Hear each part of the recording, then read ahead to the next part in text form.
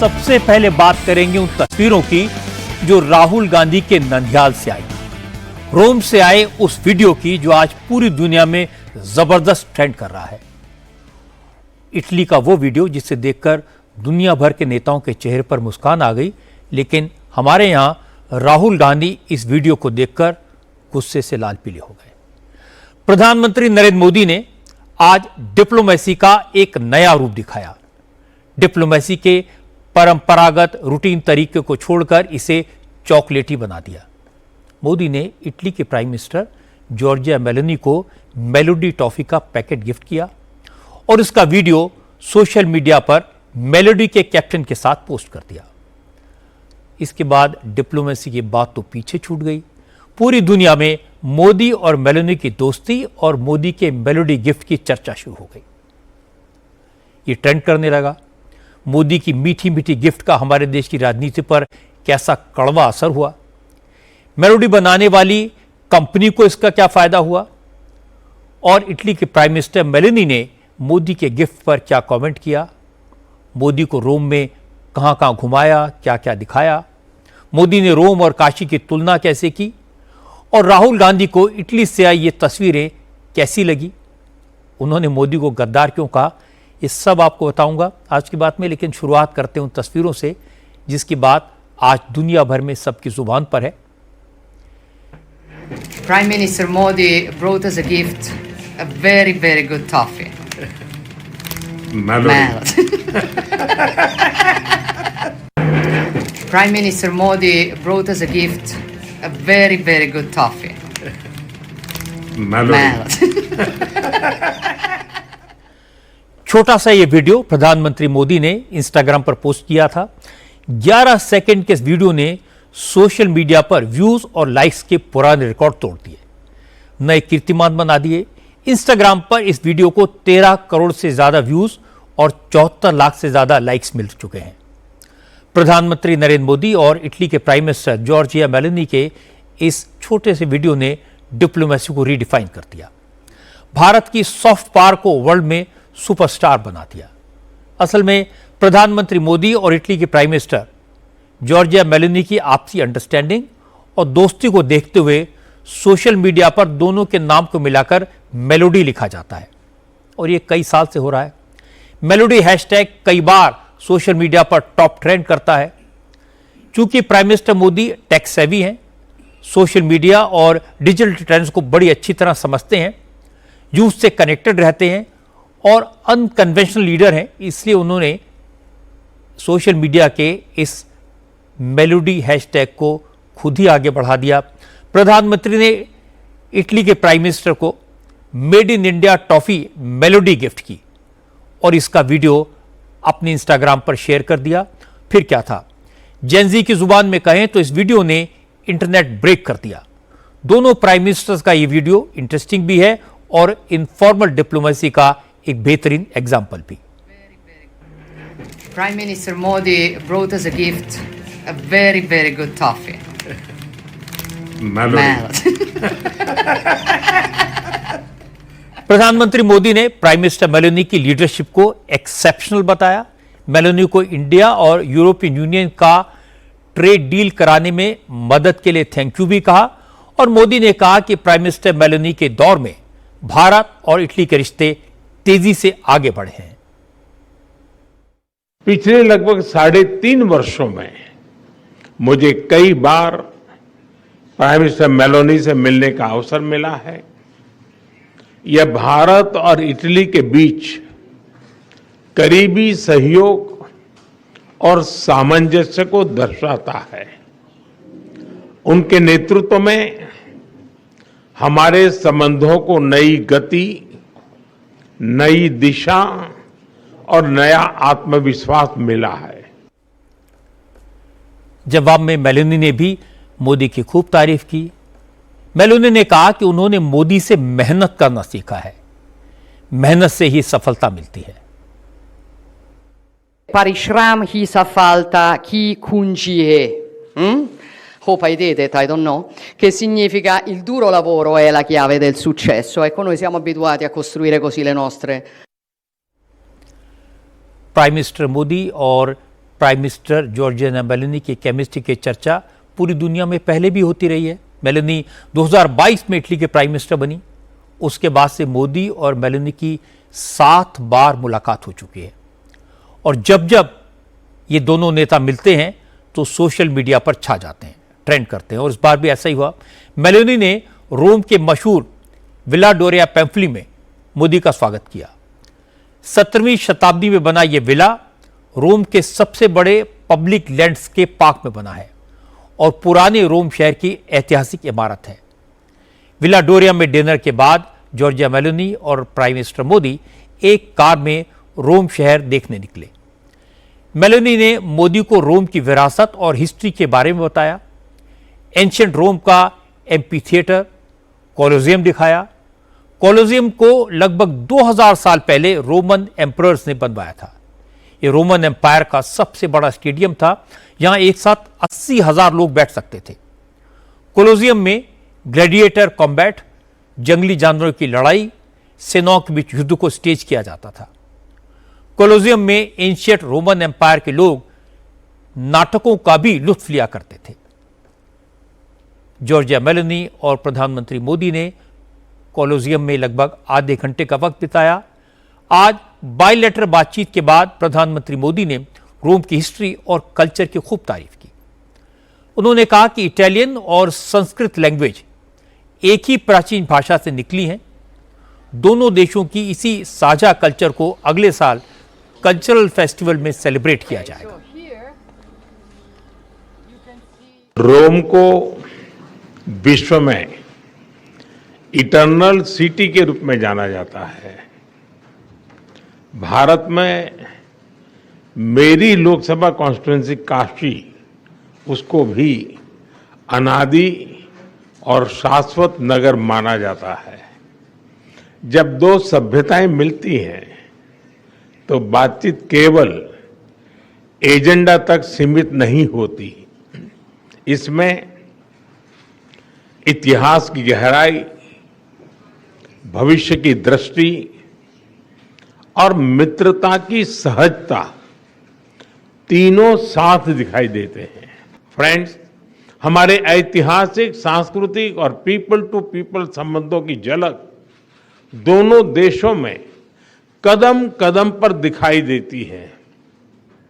Italy में भारतीय कला, योग, आयुर्वेद और खानपान के प्रति आकर्षण बढ़ रहा है।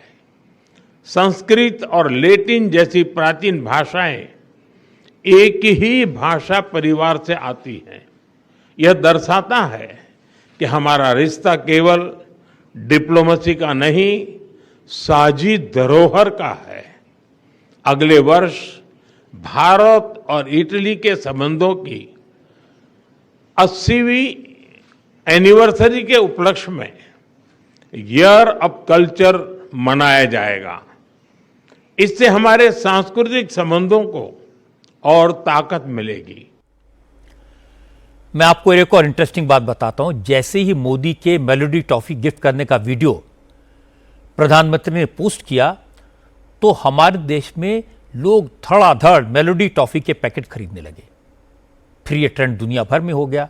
फ्लिपकार्ट और अमेजॉन के क्विक डिलीवरी प्लेटफॉर्म से मेलोडी टॉफी के पैकेट अनअवेलेबल शो होने लगे।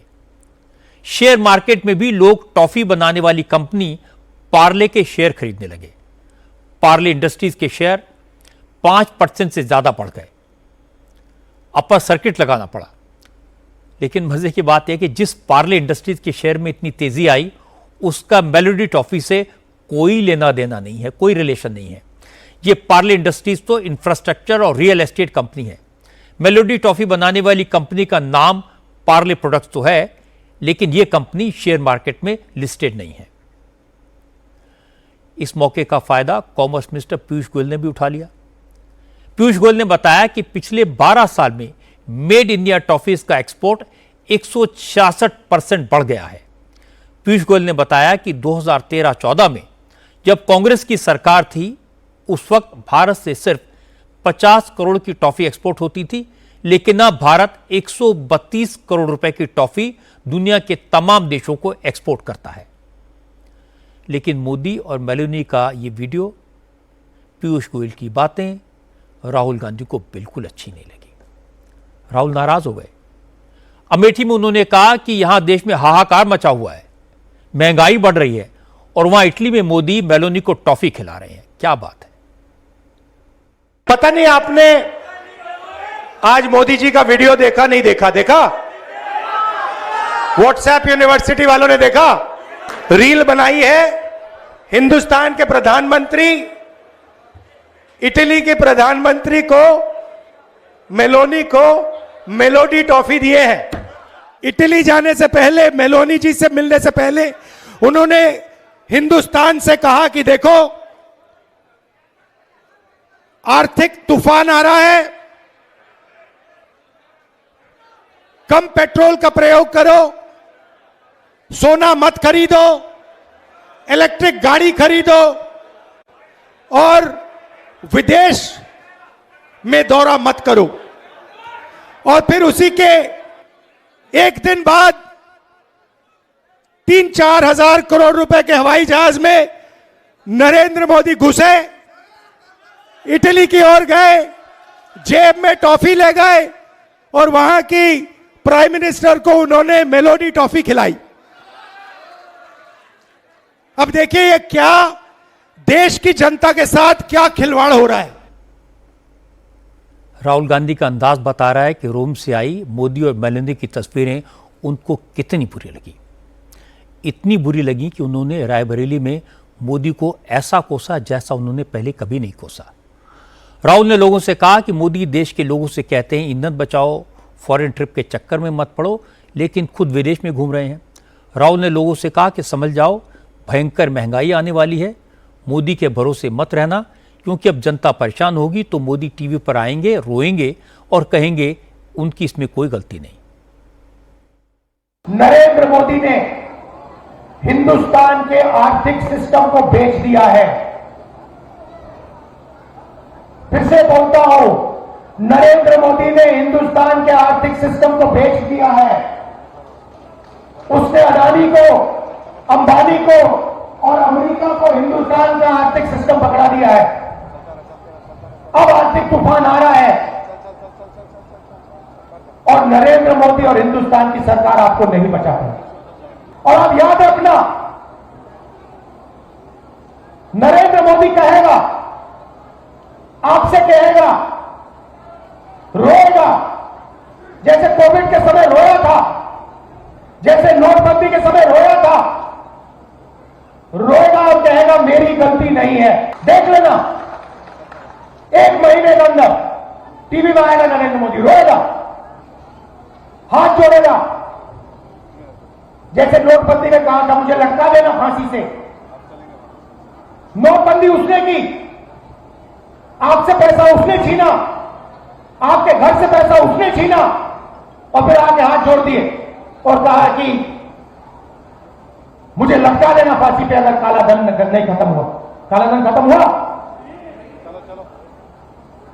उसके बाद कोविड के समय वही बात की, मजदूरों को मरवा दिया, घर भेज दिया, लॉकडाउन कर दिया और अरबपतियों का लाखों करोड़ रुपए कर्जा माफ कर दिया।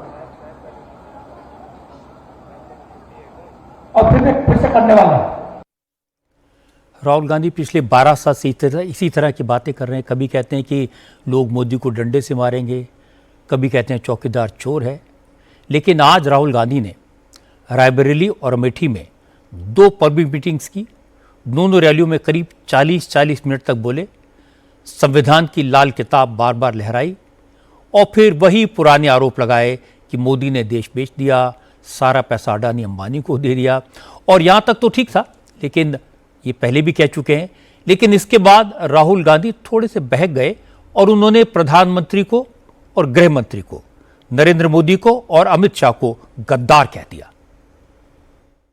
आने वाला समय बहुत मुश्किल है। आने वाले समय में महंगाई आसमान तक, आपने अपनी जिंदगी में ऐसी महंगाई नहीं देखी होगी।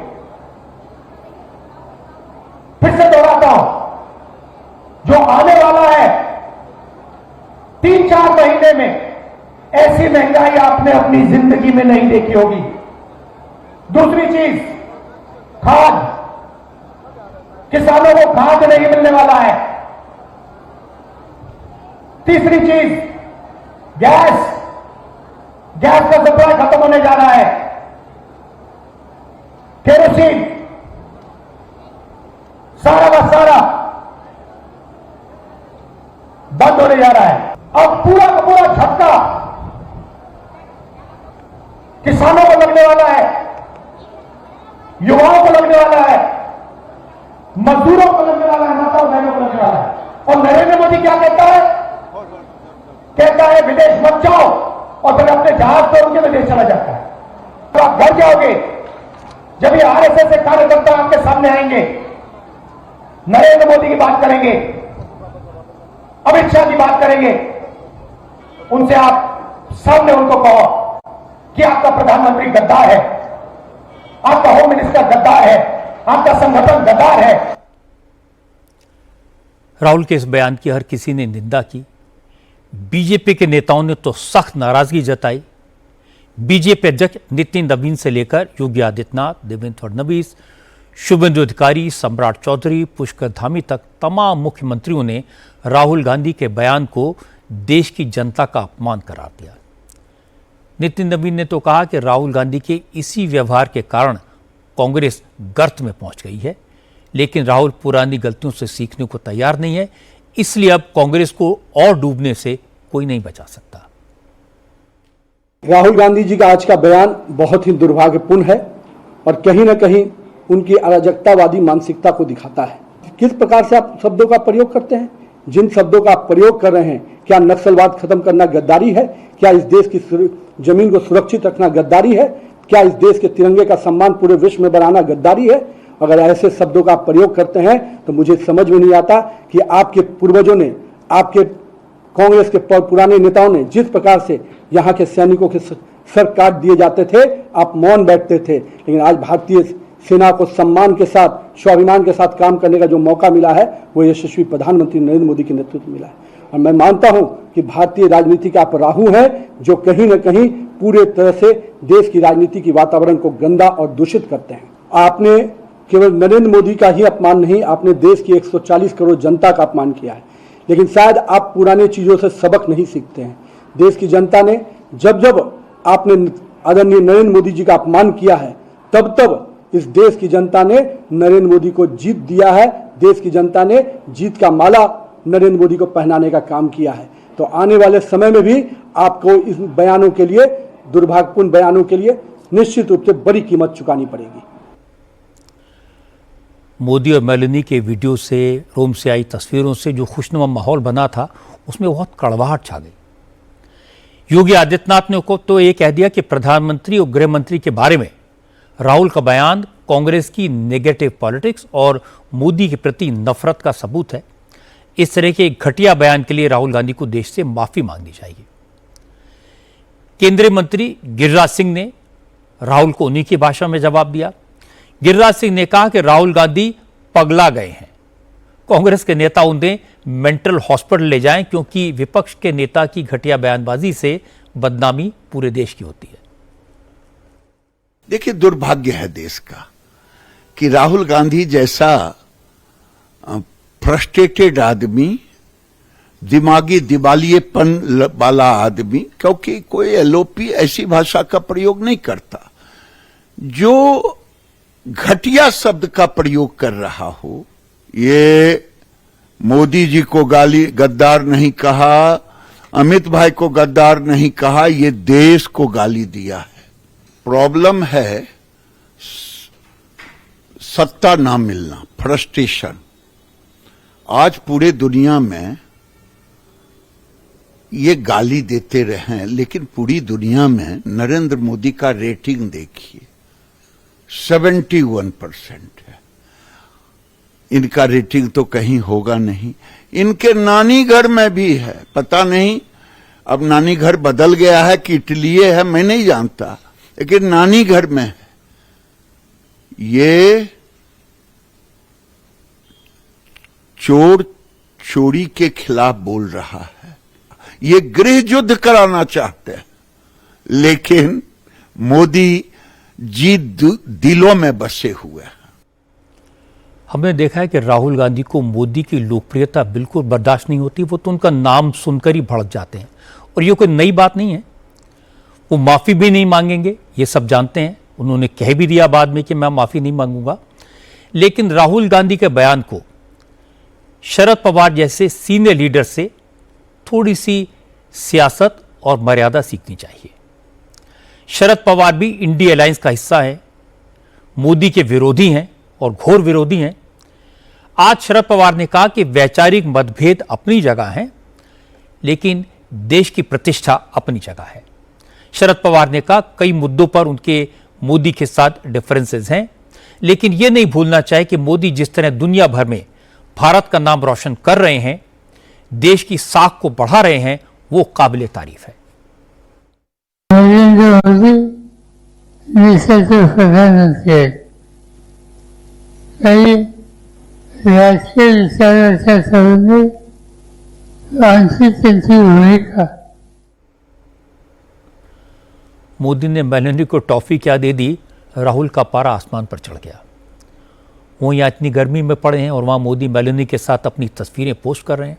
जाहिर है मेलानी के साथ मोदी की तस्वीरें देखकर राहुल को मिर्ची तो लगी होगी। आखिरकार इटली से उनका पुराना नाता है। नानी के घर में मोदी का ऐसा वेलकम देखकर उनको गुस्सा तो आएगा, स्वाभाविक है। इस चक्कर में राहुल गांधी ने कई सारे राज खोल दिए, ऐसी ऐसी बातें बता दी जो किसी को पता नहीं है। जैसे उन्होंने आज बताया कि अमेरिका और ईरान की लड़ाई हो रही है। राहुल ने बताया कि पूरी दुनिया में पेट्रोल की कीमतें बढ़ रही हैं। राहुल ने यह सीक्रेट भी आउट कर दिया कि नीट का पेपर लीक हुआ है। मोदी और मेलानी का साथ देकर राहुल इतना बेचैन हुए कि उन्होंने मोदी को गद्दार कह दिया। और बीजेपी वाले इतने निर्मम हैं कि राहुल का दर्द समझने के बजाय उनको मोदी के काम गिनाने लगे। पीयूष गोयल ने तो जले पर नमक छिड़का, यह बता दिया कि भारत में टॉफी का एक्सपोर्ट कितनी तेजी से बढ़ा है। ये बातें राहुल को और परेशान करेंगी। एक और बात आपको बताता हूं, इटली में मोदी मेलानी से मिले और यहां लखनऊ में कांग्रेस के नेता मायावती से मिलने पहुंच गए। कहा जा रहा है कि वो राहुल गांधी के लिए अपॉइंटमेंट फिक्स करने गए थे। राहुल रायबरेली में है। यह बताया गया कि मायावती टाइम देती तो तुरंत मिलने आ जाते, लेकिन मायावती के घर का दरवाजा तक नहीं खुला। उन्होंने कांग्रेस के नेताओं से मिलने से भी इनकार कर दिया। न मुलाकात हुई, न बात हुई, न अपॉइंटमेंट मिली। और फिर कांग्रेस के एक नेता ने बताया कि मायावती से राहुल के लिए टाइम फिक्स करने की बात बिल्कुल बेमानी है, गलत है, इसमें कोई सच नहीं है।